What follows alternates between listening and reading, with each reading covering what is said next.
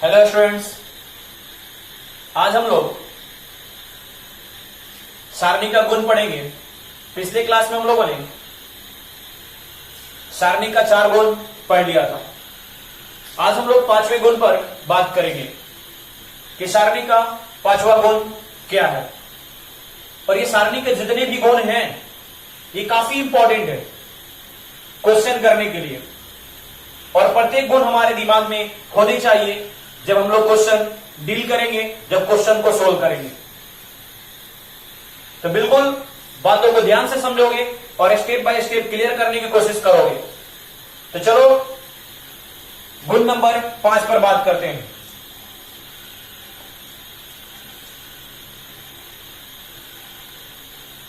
सारणिक का गुण।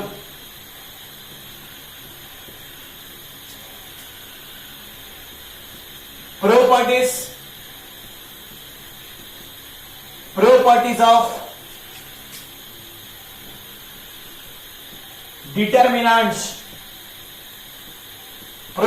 of determinants। आज हम लोग 5वें गुण पर बात करेंगे, गुण नंबर 5।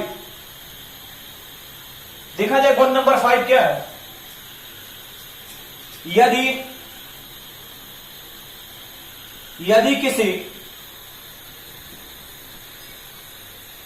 किसी सारणिक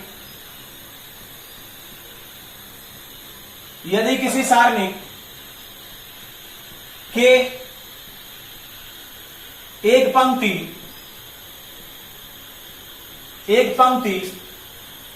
या स्तंभ में,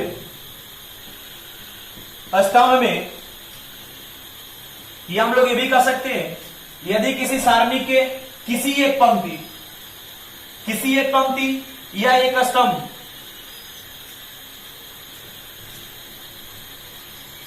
किसी एक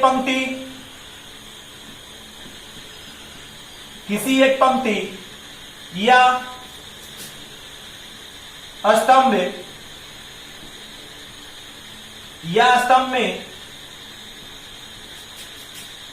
एक अचर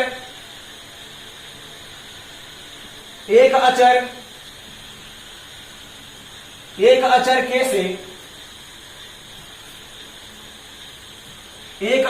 से गुना कर दिया जाए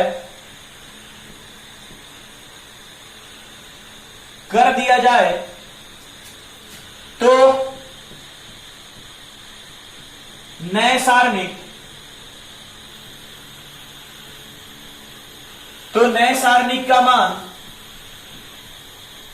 सारणिक का मान मूल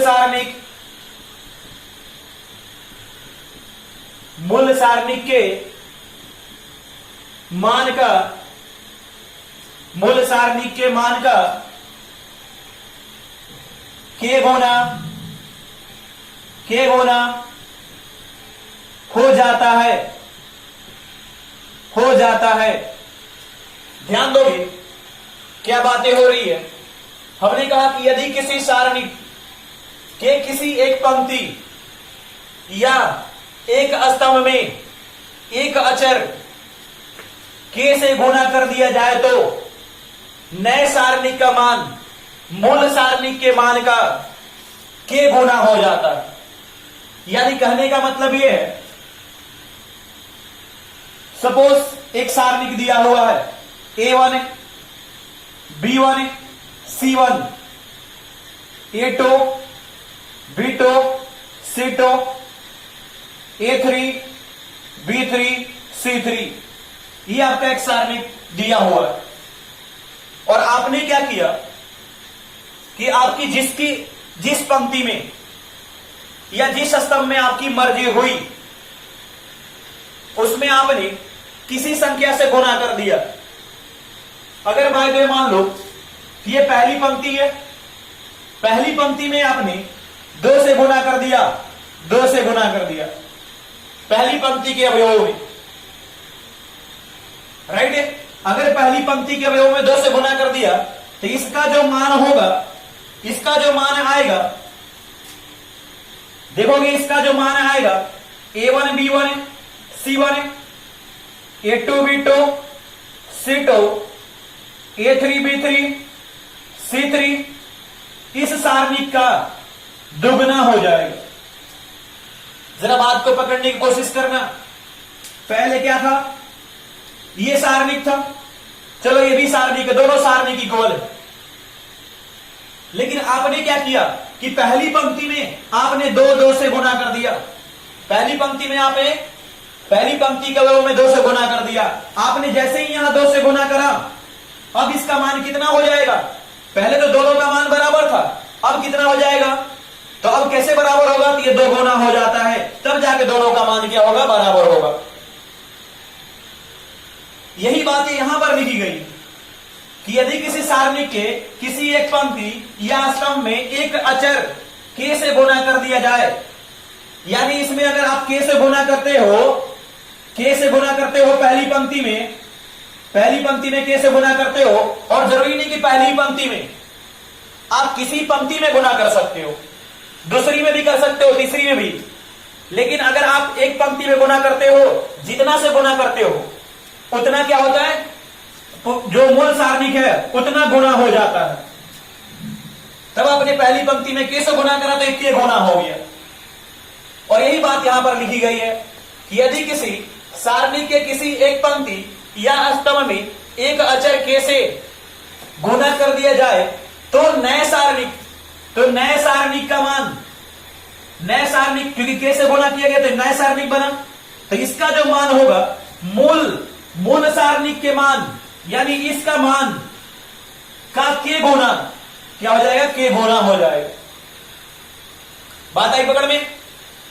तब आपके दिमाग में ऐसी बात जाएगी कि सर आपने पहली पंक्ति में करा, अगर मेरा मन होता तो मैं अगर इसमें भी गुना कर देता, इसमें भी, पहले स्तंभ में भी, तभी तो एक गुना हो जाता, तो बिल्कुल हो जाता। बात आ रही है पकड़ में? कोई बच्चा बोलता सर मैं ऐसा करता हूं, मैं इसमें गुना नहीं करता हूं, मैं इसमें कर देता हूं दूसरे स्तंभ में, तब क्या इतना हो जाएगा क्या? तभी क्या होगा? k गुना हो जाएगा। बात आ रही पकड़ में? यानी यहां से एक बात क्लियर होता कि हम लोग सारणिक में किसी भी पंक्ति में और किसी भी स्तंभ में किसी संख्या से गुणा कर सकते हैं। किसी भी एक पंक्ति में और किसी भी एक स्तंभ में हम लोग क्या गुणा कर सकते हैं। बात क्लियर हो रहा? और भी बातें बिल्कुल क्लियर होगा। चलो आगे बढ़ते हैं। ध्यान दोगे, मैं यहां लिख रहा हूं अर्थात हमने सारणिक ले लिया A1 B1 C1 A2 B2 C2 A3 B3 C3। आप देख रहे हो ये सारणिक है, इसका कुछ ना कुछ वैल्यू आएगा, कुछ ना कुछ मान आएगा। ठीक है, चलो यही सारणिक मैं दोबारा रिपीट कर रहा हूं।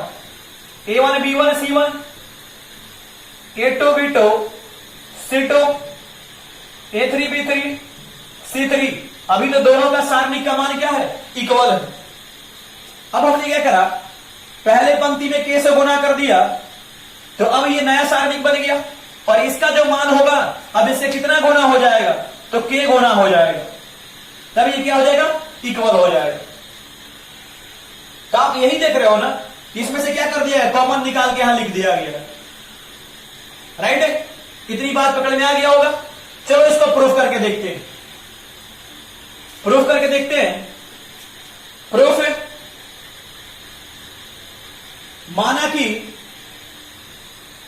माना कि del equal to A1 B1 C1 A2 B2 C2 A3 B3 C3। हमने क्या, ये हमने मूल सारणी को मान लिया डेल। अब इसका प्रसारण करते हैं। प्रथम पंक्ति पंक्ति द्वारा प्रसरण करने पर, प्रथम पंक्ति द्वारा प्रसरण करने पर, तब ये क्या हो जाएगा, del equal to plus minus plus, तो A1 इधर क्या हो जाएगा, इसको डिलीट करेंगे तो B2 C2 B3 C3 B2 C2 B3 C3 plus minus minus B1।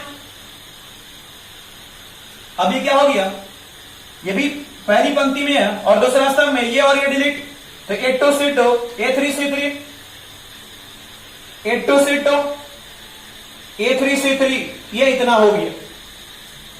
अब चलो बात करते हैं प्लस C1। अब ये पहली पंक्ति और तीसरा स्तंभ डिलीट होगा, तो A2 B2 A3 B3 A2 B2 A3 B3, इतना मिल गया। अब इसे सोल्व करेंगे,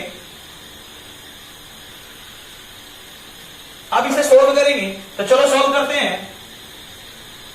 तो डेल इक्वल टू A1 और इसे सोल्व करेंगे तो क्या हो जाएगा, B2 C3 minus B3 C2, ये सभी जानते हो, B2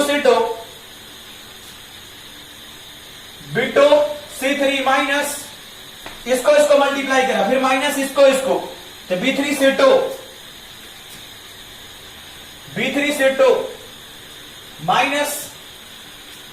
माइनस B1। चलो मैं यहां से लिख रहा हूं B1 है। अब क्या इसको मल्टीप्लाई करो तो A2 C3 minus A3 C2 plus C1 है। अब इसको मल्टीप्लाई करेंगे तो ये A2 B3 minus A3 B2 इतना मिल गया। देखो हमारा डेल इतना मिल गया। अब चलो अब आगे चलते हैं, अब इसको एक्सपेंड करते हैं। क्या कहा गया है कि यदि सारणी के किसी एक पंक्ति या स्तंभ में एक अचर k से गुना कर दिया जाए तो नए सारणी का मान मूल सारणी के मान से k गुना हो जाता है। अब मैं लिख रहा हूं यदि सारणी जैल के प्रथम पंक्ति में k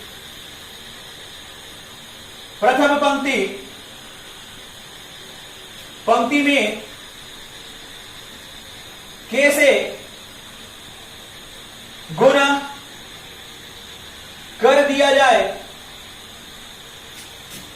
दिया जाए तो सारणी के अब हमने क्या कर दिया कि प्रथम पंक्ति में k से गुणा कर दिया जाए। पहले हमने क्या सारणिक का मूल मान निकाल लिया कि ये सारणिक है और इसका मूल मान क्या होगा, तो इतना होगा। अब हम क्या कर रहे हैं, इसी सारणिक के प्रथम पंक्ति में k से गुणा कर दिए। जब k से गुणा कर दिए तो ये सारणिक क्या, चलो नया नाम देते हैं डेल डैश। तो इस सारणिक के प्रथम पंक्ति में k से गुणा करेंगे तो क्या हो जाए, KA1 KB1 KC1 A2 B2 C2 A3 B3 C3। जब इसे सोल्व करेंगे तो चलो सोल्व करते हैं, तो क्या हो गया, प्लस माइनस प्लस KA1, तो क्या हो जाएगा इधर B2 C2 B3 C3 फिर माइनस KB1, क्या हो जाएगा, ये और ये delete, A2 C2 A3 C3 A2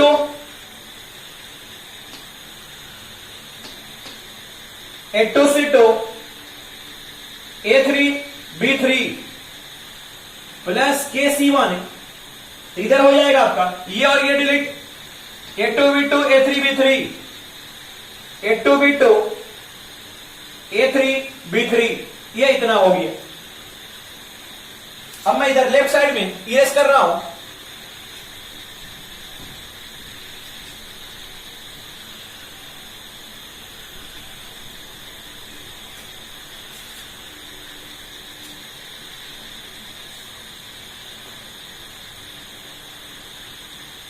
जरा ध्यान दोगे, यहां डेल हमारा इतना आया था, ये हमारा क्या है, डेल डैश है, डेल डैश। अब चलो बात करते हैं डेल डैश। अब इसे सोल्व करते हैं। ये K1 है और इसे सोल्व करना जानते हैं, मल्टीप्लाई करेंगे B2 C3 minus B3 C2 minus KB1 into, फिर इसको मल्टीप्लाई, माइनस करके इसको multiply, A2 B3 minus A3 C2 plus KC1 plus KC1। अब इसको मल्टीप्लाई करेंगे, A2 B3 minus A3 B2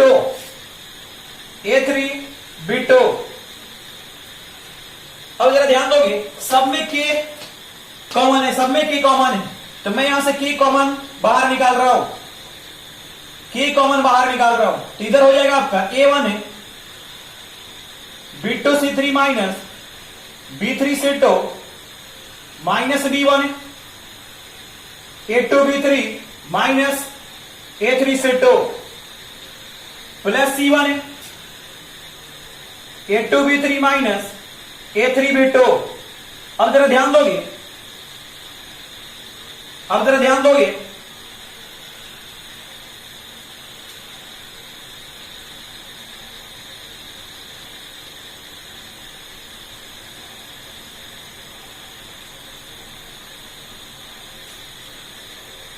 देखोगे, ये जो आपका आया,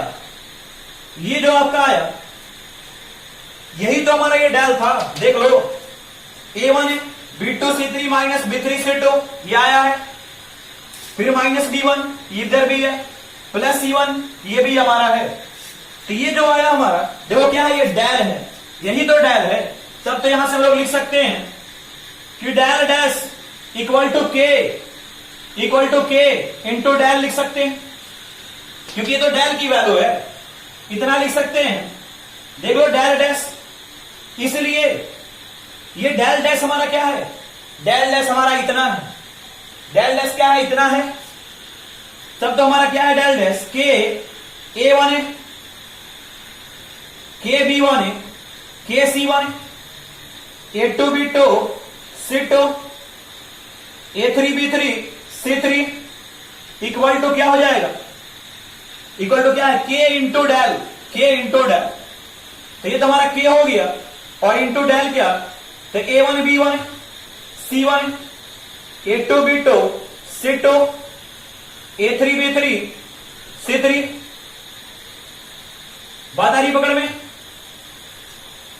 अब आप देख सकते हो यहां से कि हमारा क्या हो गया, जब हम लोगों ने पहली पंक्ति में K से मल्टीप्लाई करा तो क्या हो गया, ये सारणिक K गुना हो गया। तो सिर्फ पहली पंक्ति में नहीं, आप किसी भी पंक्ति और स्तंभ में किसी भी अचर से गुना करोगे तो सारणिक क्या होगा, मूल सारणिक उतना गुना हो जाएगा। बात पकड़ में आ गया। और यही हमारा गुण नंबर 5 है और काफी इंपॉर्टेंट है, तो बिल्कुल ध्यान में रखोगे, नोट कर लो इसे। आगे बढ़ते हैं।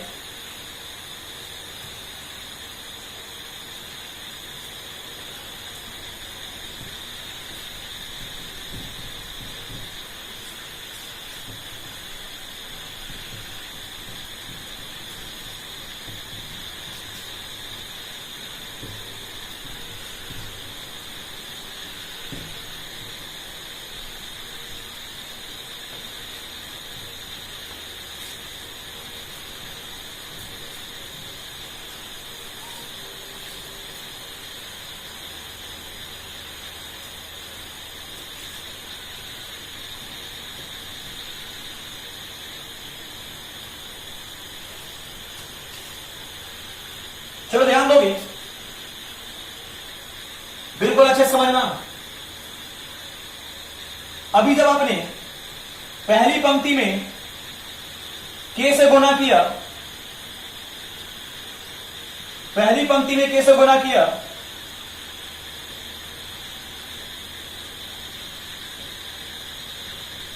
तो ये जो हमारा सारणिक मिला कितना हो, क्या हो गया, के गुना हो गया, A1 B1 C1, A2 B2 C2, A3 B3 C3 हो गया। अब की कोई बच्चा बोलता है कि सर पहली पंक्ति में गुना करा तो के गुना हो गया, कि सर अब हम क्या करेंगे, दूसरी पंक्ति में चलो हम के से नहीं कुछ और से गुना करेंगे, चलो अल्फा से गुना कर दिया, दूसरी पंक्ति में अल्फा से गुना कर दिया, तब क्या हो जाएगा, इधर अल्फा इंटू के हो जाएगा ना। अब कोई बच्चा बोलता है कि सर हम तीसरी पंक्ति में क्या करेंगे, चलो बीटा से मैं गुना करूंगा सर, बीटा से गुना करूंगा, तब फिर क्या होगा, इधर भी गुना हो जाएगा ना, अल्फा इंटू के इंटू बीटा या अल्फा इंटू बीटा इंटू के। बात आ रही पकड़ में।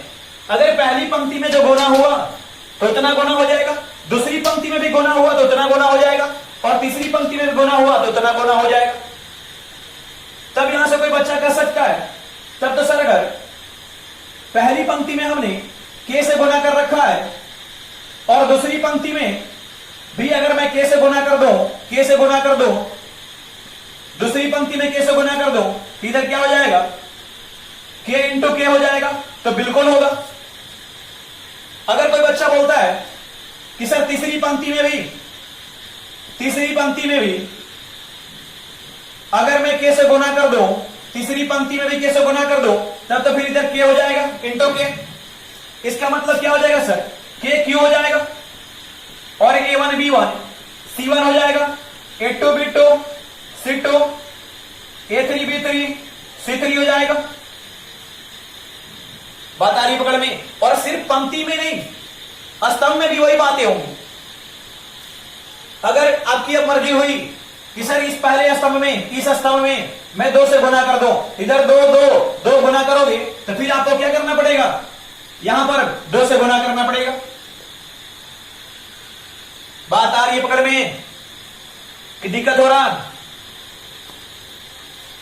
मैं फिर से क्लियर करता हूं,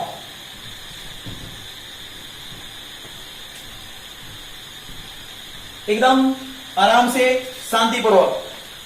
देखो कोई सारणिक दिया है, मान लो यही 2 कोटि का, अभी तो 3 कोटि का बात कर रहे थे, 2 कोटि का सारणिक। पर कोई बच्चा बोलता है कि सर मैं इस सारणिक के ना इस पहले स्तंभ में 2 से मल्टीप्लाई करना चाहता हूं, तो कर सकता है। और 2 से जब मल्टीप्लाई करेगा तो अगर 2 से मल्टीप्लाई करा इसने 2 से इसमें और 2 से इसमें, तब जो ये सारणिक था पहले, इसकी वैल्यू क्या हो जाएगा, क्या सारणिक था, 2 2 था, 4 3 था, इसका वैल्यू क्या हो जाएगा, 2 गुना हो जाएगा, क्योंकि पहले स्तंभ में 2 से गुना करा। और उसने अब क्या करा कि दूसरे स्तंभ में भी अगर वो गुना करना चाहता है, अगर बाय दे मान लो दूसरे स्तंभ में उसने 3 से गुना कर दिया, तो इधर फिर क्या 3 से ये गुना हो जाएगा। अब तो बात आ जानी चाहिए पकड़ में, राइट ना, अब पकड़ में आ जानी चाहिए। और यही बात मैं बता रहा हूं, यही नहीं,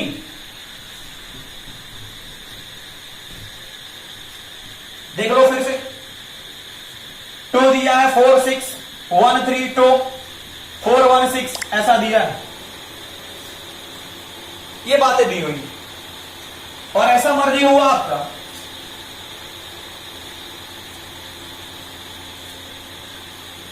ये दिया हुआ, और ऐसा मर्जी हुआ आपका कि सर हम पहले मैं कहना 3 से गुना करते हैं, तो पहले में 3 से गुना करोगे तो 3 और 3 हो जाएगा, ये कितना के बराबर हो जाएगा, 3 2 4 6 1 3 2 4 1 6। बात क्लियर है, बात आ रही है पकड़ में। अब आपने इसमें 2 से गुना कर दिया, 2 से गुना कर दिया दूसरे स्तंभ में, तो अगेन 2 से इधर मल्टीप्लाई। अगर आपने इसमें कर दिया, मान लो 1 से किया, 1 से, तो फिर क्या इधर 1 से मल्टीप्लाई। यानी किसी भी पंक्ति या स्तंभ में आप जितना से गुना करते हो तो आपका मूल सारणिक जो होता है उतना गुना हो जाता है। आपने 3 से गुना किया तो 3 गुना हो गया, फिर 2 से गुना किया तो 2 गुना इतना हो गया, फिर आपने 1 से गुना किया तो इतना गुने 1 गुना इतना हो गया। अब बात पकड़ में आ गई होगी। अब चलो आगे चलते हैं। अब मैं एक नोट की बात कर रहा हूं जो इसी से रिलेटेड है और वहां समझने की आप कोशिश करना।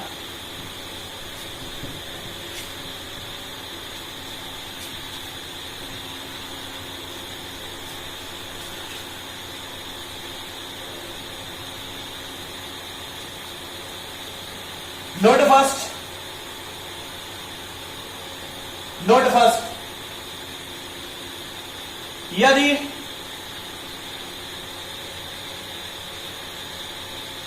ए एक एन कोटि का वर्ग आव्यूह है, वर्ग आव्यूह है, तो सारणिक के into A equal to K to the power N into सारणिक ए होता है, होता है। और ये जो नोट है डायरेक्ट ऑब्जेक्टिव क्वेश्चन है और डायरेक्ट ऑब्जेक्टिव में यहां से क्वेश्चन पूछे जाते हैं। अब बात हो रही है कि सर ये बात अपने को क्लियर नहीं हुआ, यदि ए एक एन कोटि का वर्ग आव्यूह है, देखो जरा ध्यान दोगी, कोई एक वर्ग आव्यूह है, ये क्या ना एन कोटि का है, लेकिन मैं क्लियर कर रहा हूं 3 कोटि का हम लोग एज्यूम कर रहे हैं। चलो पहले यहां 3 कर लेते हैं। एन के स्थान पर क्या 3, तो एन के स्थान पर क्या हो जाएगा, ये 3 हो जाएगा, राइट है। तब देखोगे इसमें हमने लिख दिया, बिल्कुल ध्यान से, इसमें हमने लिख दिया A1 B1 C1 A2 B2 C2 A3 B3 C3 लिखा क्या। अगर मैं इसकी सारणिक की बात करूं तो आप क्या करोगे, इसे सारणिक वाले घर में रख दोगे, A1 B1 C1 A2 B2 C2 A3 B3 C3, आप यही करोगे ना। अरे बोलो यही करोगे या नहीं करोगे ना। अब देखा जाए ये ए था, इसका सारणिक आपने इतना निकाला, ये ए आव्यूह था, इसका सारणिक इतना हो गया, लेकिन ये 3a यहां क्या करा कि के ए सॉरी के ए यानी इस आव्यूह में हमें के से मल्टीप्लाई करना है। तो आव्यूह में तो आप जानते हो कि प्रत्येक अवयव में मल्टीप्लाई करना होता है, प्रत्येक अवयव में गुणा करना होता है। तो जब के से गुणा करेंगे तो क्या हो जाएगा, के A1 B1 C1 A2 B2 C2 A3 B3 C3 और इसके प्रत्येक अवयव में गुणा करेंगे तो के A1 के B1 के C1 के A2 के B2 के C2 के A3 के B3 और के C3 हो गया। ये हमारा क्या हो गया, K इंटू ए हो गया। लेकिन हमें क्या चाहिए, इसका सारणिक चाहिए, इसका सारणिक निकालना होगा। तो हम क्या करेंगे, इसे सारणिक वाले घर में रखेंगे, सारणिक वाले घर में रखेंगे, राइट ना। तब देख रहे हो आप कि के है के A1 के B1 के C1 के A2 के B2 के C2 के A3 के B3 के C3 है क्या ये। अब देखो ना, पहली पंक्ति में के से मल्टीप्लाई है, इसका मतलब ये सारणिक क्या के गुना हो जाएगा। दूसरी पंक्ति में भी के से मल्टीप्लाई यानी के इंटू के और निकल जाएगा। तीसरी में भी है तो के इंटू के हो जाएगा ना। यानी पहली पंक्ति से आपने के निकाल लिया, दूसरी पंक्ति से के निकाल लिया और तीसरी पंक्ति से के निकालोगे तो फिर क्या हो जाएगा। मैं ऊपर लिख रहा हूं, इधर लिख रहा हूं, क्या हो जाएगा के इंटू, देखो के पहले से निकला, दूसरे से निकला और तीसरे से निकला, क्योंकि जितना मल्टीप्लाई होता है उतना गुना हो जाता है। तो पहले हमारा मूल सारणिक तो ये था, मूल सारणिक। इसका क्या हो जाएगा, के Q into A1 B1 C1 A2 B2 C2 A3 B3 C3। देखो हुआ क्या, तो के क्यू इंटू इतना हो गया, तो देखो क्या हो गया के क्यू, और यही तो हमारा सारणिक ए है, तो सारणिक ए आ गया क्या, देखो के क्यू इंटू सारणिक ए। बात आ रही है पकड़ में, बोलोगे बातें क्लियर है ना। के इंटू देखो कितना हो गया, यानी सारणिक के इंटू ए कितना हो गया, इतना हो गया। कितने कोटि का था, 3 कोटि का। तो जब एन कोटि का है तो कितना हो जाएगा, एन कोटि का है तो कितना, ये एन ना, और यही 2 कोटि का होता तो क्या होता, तो यहां 2 आ जाता, 2 आ जाता। बातें क्लियर है। चलो ये मैं यहां पर एक एग्जांपल से भी क्लियर करता हूं।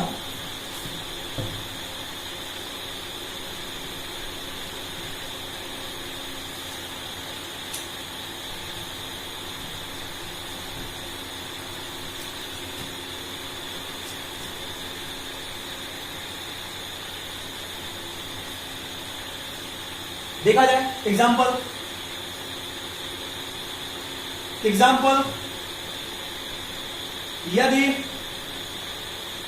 यदि ए इक्वल टू 2 3 1 4 1 2 6 1 2 है तो 4 इंटू ए, सारणिक 4 इंटू ए ज्ञात करें। इसे हम लोग 2 तरह से ज्ञात कर सकते हैं, एक डायरेक्ट मेथड और दूसरा क्या, फार्मूला से। डायरेक्ट मेथड में जानता हूं कैसे आप लगाओगे, देखो कैसे सॉल्यूशन है।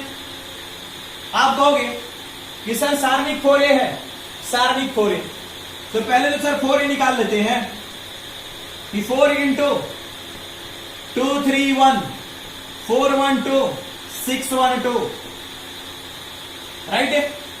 और इसको गुना कर लोगे तो क्या हो जाएगा, सभी में ना, ये 4 इंटू 2 8 हो जाएगा, ये 12, ये 4, ये 16, ये 4 और ये 8 24। चलो और छोटा पकड़ते हैं इसको 1 कर देते हैं, राइट, इसको 1 कर देते हैं, तो कितना हो जाएगा, ये 4 4 8, ये इतना हो गया। अब क्या करोगे, इसका सारणिक निकाल लोगे कि सर 4a सारणिक निकालना है सर, कि 8 12 4 16 4 8 4 4 8, और इसका आप आसानी से सारणिक ज्ञात कर लोगे, मुझे पता है।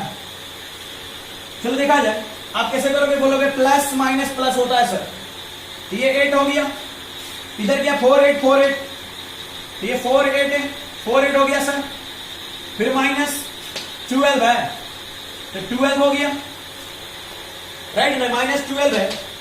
अब क्या ये डिलीट होगा, तो 16 8 है और 4 8, ये 16 8 हो गया और ये 4 8, कितना हो गया सर।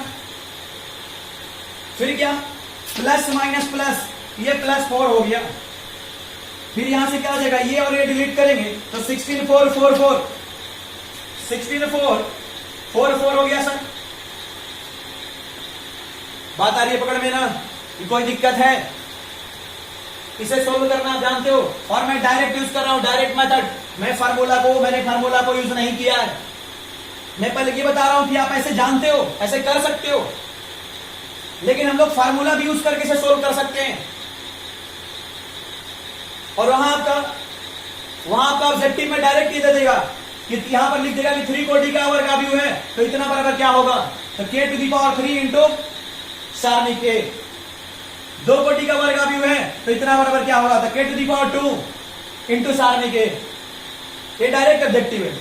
चलो देखा जाए, 8 है, ये क्या हो जाएगा, 32 माइनस 32 माइनस 12 128, 16 इंटू 8, और ये हो जाएगा 32, फिर प्लस 4, ये 64 हो गया, माइनस 16 कितना हो गया, ये तो 0 हो गया, 32 माइनस 32 ये 0, माइनस 12 ये कितना हो जाएगा, तो 8 माइनस 2 6, 12 माइनस 3 9, यानी 96 हो गया। ये इधर आपका क्या है, प्लस 4 इंटू ये कितना हो जाएगा 48।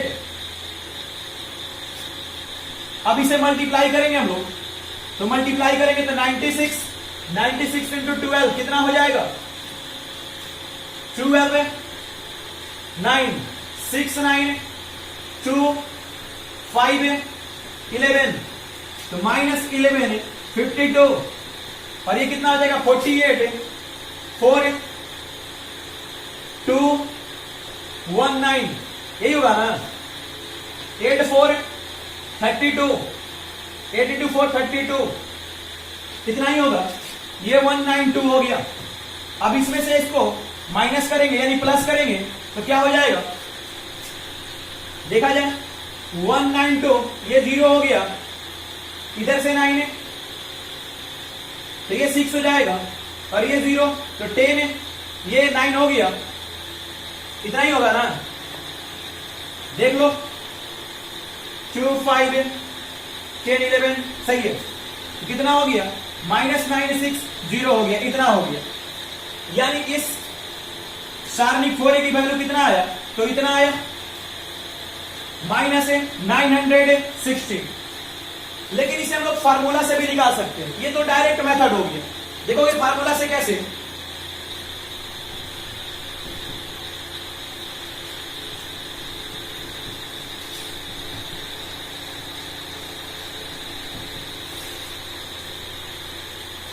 देखोगे फार्मूला से कैसे निकालेंगे, क्या करा सॉल्यूशन,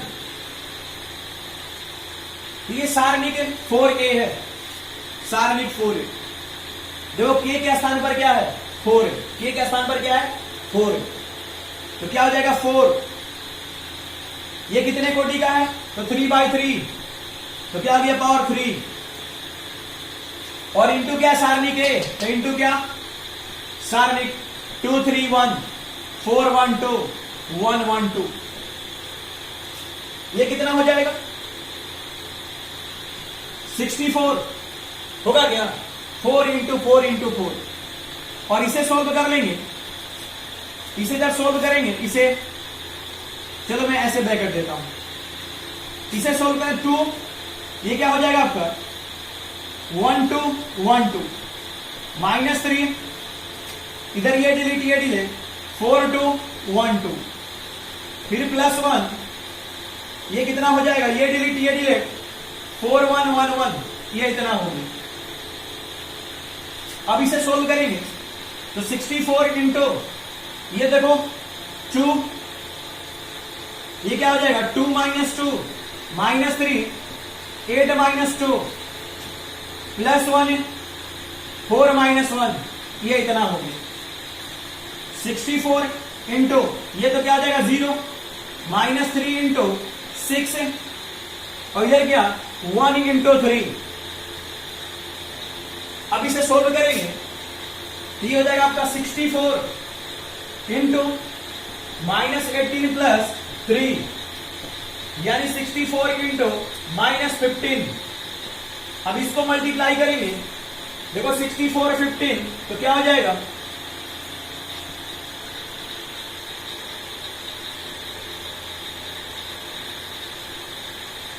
0 6 9, क्या हो जाएगा तो -960, ये निगेटिव में आ गई। क्लियर है बातें, तो बिल्कुल इस बात को ध्यान रखोगे कि अगर 3 कोटि दिया हो तो पावर में क्या हो जाएगा 3, अगर 2 कोटि दिया हो तो पावर में क्या हो जाएगा 2। यहां पर 3 कोटि का था, देखो 3 पावर में हो गया, और कांस्टेंट क्या था, यहां पर अचर क्या था k था, यहां पर अचर क्या था 4 था, ये हमारा क्या है k है, राइट, और ये यहां पर क्या है हमारा n है। क्लियर है, नोट डाउन।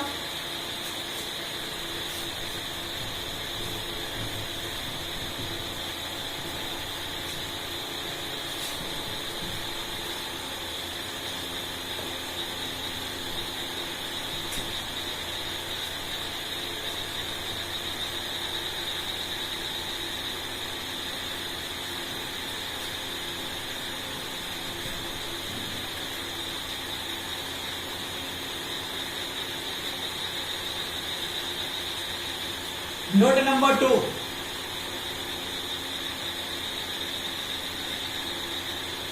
नोट नंबर 2 ध्यान दोगे, हम एक सारणी के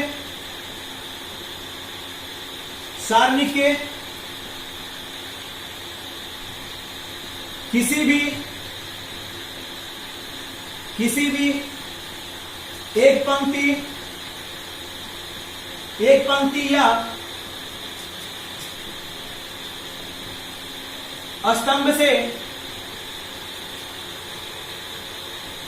या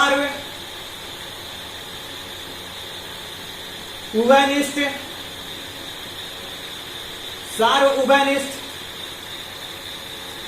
सार्वउभयनिष्ठ गुणनखंड बाहर निकाल सकते हैं।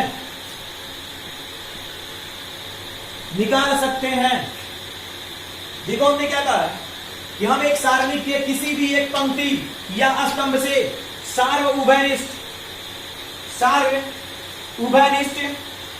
गुणनखंड बाहर निकाल सकते हैं। क्लियर है बातें? देखो कहने का मतलब क्या है, अर्थात अगर बाय द वे मान लो आपको दिया है 4 6 8 3 6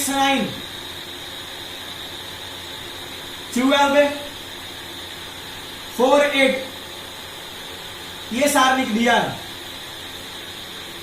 तो इसने क्या कहा कि किसी भी एक पंक्ति या स्तंभ से सार्वउभयनिष्ठ, मतलब क्या, सब में जो समान उभयनिष्ठ है, जो समान उभयनिष्ठ गुणनखंड है इसमें, उसको हम लोग बाहर निकाल सकते हैं किसी भी एक पंक्ति से और किसी भी एक स्तंभ से।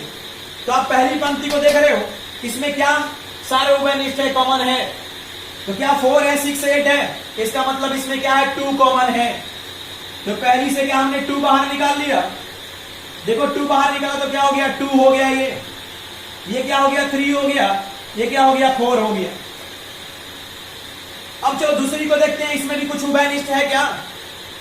अगर नहीं होगा तो नहीं निकालेंगे, अगर इसमें कोई उभयनिष्ठ नहीं होगा तो नहीं निकालेंगे, अगर है तो निकालेंगे।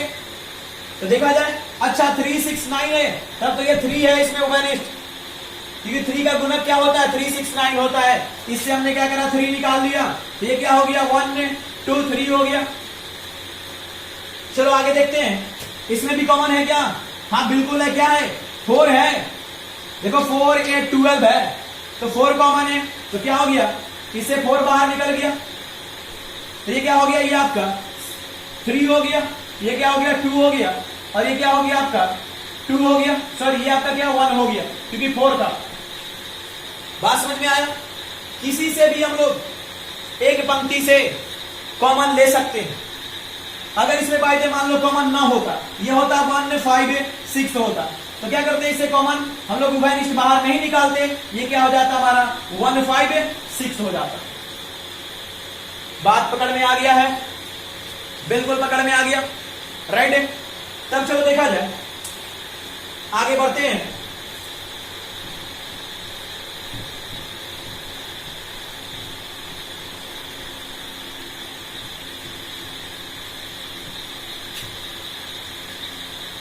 चलो एक छोटा सा एग्जांपल कराते हैं ताकि और बातें क्लियर हो जाए।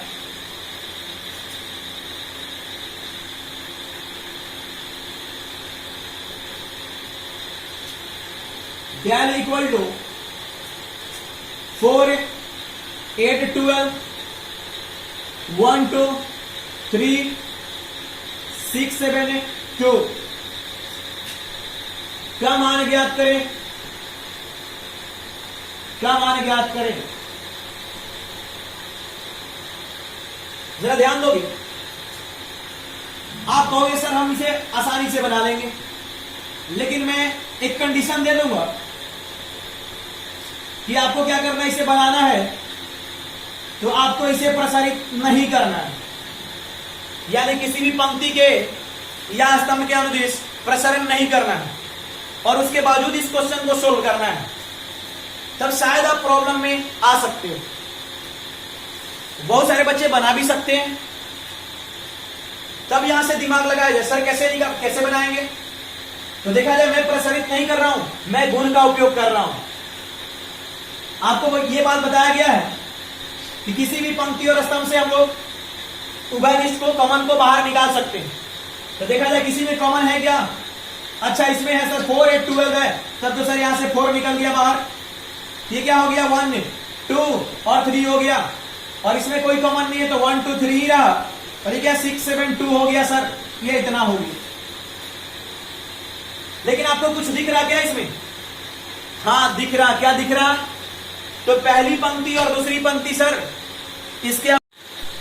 और ये बात सर आपने गुण में बताया था कि किसी सारणी के अगर दो पंक्ति या दो स्तंभ आपस में बराबर हो जाएं तो उसका मान क्या होता है? तो 0 हो जाता है। ये बात आपको बताया गया है कि अगर किसी पंक्ति और किसी स्तंभ के सभी अवयव क्या हो जाए?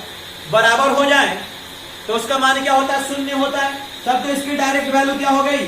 4 × 0। और ये क्या हो गया? ये तो 0 हो गया सर इसका आंसर। यानी इसकी वैल्यू क्या हो गया? डायरेक्ट 0 हो गई। बात आई है पकड़ में? और यही हम लोग क्या करते हैं? एक्सपैंड करने जाते, एक्सपैंड करने, तो ये बड़ा होते जाता, मतलब प्रसरण करने जाते। तो जब प्रसारित करते तो ये काफी बड़ा हो जाता। और देखो कितने आसानी से हम लोगों ने सोल्व कर लिया। बातें क्लियर है? पकड़ में आ रही है? राइट ना? तो चलो आगे बढ़ते हैं। अब बात करते हैं हम लोग प्रॉपर्टी नंबर 6 की। और प्रॉपर्टी नंबर 6 भी इसी से रिलेटेड है। प्रॉपर्टी नंबर 6 भी इसी से रिलेटेड है। देखा जाए क्या है?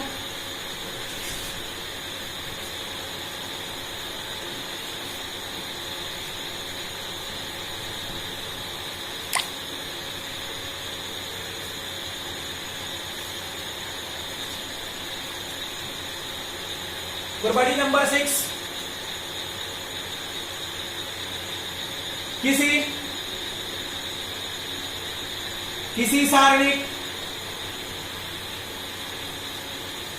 किसी सारणी के दो पंक्तियों या स्तंभों के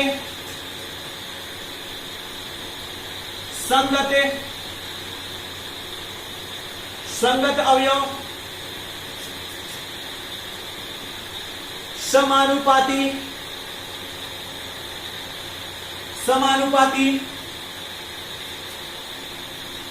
हो तो सारणी का मान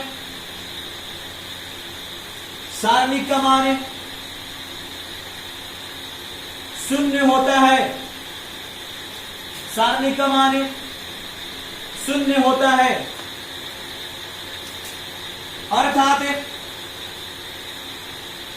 A1 B1 C1 A2 B2 C2 KA1 KB2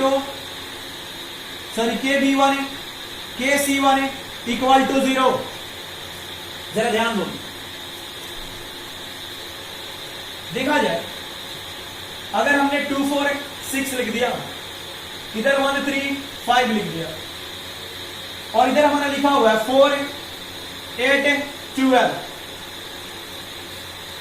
और हमसे इसकी वैल्यू पूछा जाए कि सर इसकी वैल्यू क्या होगी, तो शायद अगर आप समझ गए होगे तो आप बोलोगे कि सर अगर 2 4 6 है तो 2 तो इससे भी कॉमन ले सकते हैं। तो सर 2 इससे कॉमन ले लिया हमने, तो जब 2 इससे कॉमन लिया तो क्या हो गया? ये 1 हो गया, ये 2 हो गया, ये 3 हो गया। सर इससे कॉमन कुछ भी नहीं होगा तो 1 3 5 हो जाएगा। सर इसे भी कॉमन ले सकते हैं तो 4 कॉमन ले सकते हैं। सर इधर क्या हो जाएगा? 4 आ जाएगा, 2 × 4, तब ये क्या हो जाएगा? ये 1 में 2 और ये क्या 3 हो जाएगा। तब देख रहे हैं सर ये तीनों तो दोनों तो इक्वल है, और इक्वल है तो सर इसकी वैल्यू क्या हो जाएगी? 2 × 4 × 0, यानी सर वैल्यू 0 होगी। बिल्कुल सही बात है, जो कि हमने इससे पहले बात किया। लेकिन चलो जरा देखो ना, अब यहां पर बात कही जा रही है, जरा गुण पर ध्यान दोगे कि किसी सारणी के दो पंक्तियों या स्तंभों के संगत अवयव समानुपाती हो तो सारणी का मान शून्य होता है। समानुपाती का मतलब क्या, कि अगर दो पंक्ति जो है या दो स्तंभ है, उनके संगत अवयवों का अनुपात क्या हो, समान हो। संगत अवयवों का अनुपात क्या हो, समान हो, यानी बराबर हो, तब उसका मान क्या हो जाएगा, तो 0 हो जाएगा। तो देखोगे यहां पर ये पहली पंक्ति है, ये क्या तीसरी पंक्ति है, इसका संगत अवयव तो ये है, तो इन दोनों का अनुपात क्या हो जाएगा, देखोगे 1/2, और इन दोनों का अनुपात क्या हो जाएगा, 4/8 है, तो इसका भी तो 1/2 नहीं, 4 दूनी 8, यहां पर भी 2 दूनी 4, इधर क्या हो जाएगा 6/12, ये भी तो संगत है ना, तो क्या हो गया, ये भी 12 2 बार में, तो क्या हो गया 1/2। देखो सबका अनुपात क्या हो गया, समान आ गया, तो समानुपाती हुआ। तो आप ऐसे भी सोच सकते हो, और नहीं तो इससे पहले जैसे हमने बताया कि आप कॉमन ले लो, 2 को बराबर कर दो, वैसे भी सोच सकते हो। दोनों एक ही बात है, दोनों क्या है, एक ही बात है, अगर बात पकड़ में आ रही हो तो। अब देखो ना, यहीं पर हमने लिख दिया कि k into A1, k into B1, k into C1, और इधर A1 B1 C1। अगर आपने इससे K1 बाहर निकाल लिया, K के बाहर निकाल लिया, तो दोनों सेम हो जाएगा क्या, और सेम हो गया तो मतलब क्या, 0 ही ना। और यही बात लिखी गई है यहां पर, किसी सारणी के दो पंक्तियों या स्तंभों के संगत अवयव समानुपाती हो तो सारणी का मान क्या होता है, तो 0 होता है। अगर इसका प्रूफ भी देखना चाहते हो तो प्रूफ भी एक लाइन का है, देख लो इसका प्रूफ, एक लाइन का प्रूफ है, क्या हो जाएगा, del A1 B1 C1 A2 B2 C2 K A1। चलो इसका प्रूफ देखा जाए, एक लाइन का प्रूफ है, del equal to A1 B1 C1 A2 B2 C2 K A1 K B1 K C1। क्या करना है, तीसरी पंक्ति से K कॉमन ले लेना है, A1 B1 C1 A2 B2 C2 A1 B1 C1। इसकी वैल्यू क्या हो गया, देखो दोनों पंक्ति क्या इक्वल है, इसकी वैल्यू क्या हो जाएगा, तो 0 K इंटू 0 हो गया, और ये 0 हो गया, तो डेल क्या हो गया आपका, 0 हो गया, और यही हमारा प्रूफ हो गया। बातें क्लियर है।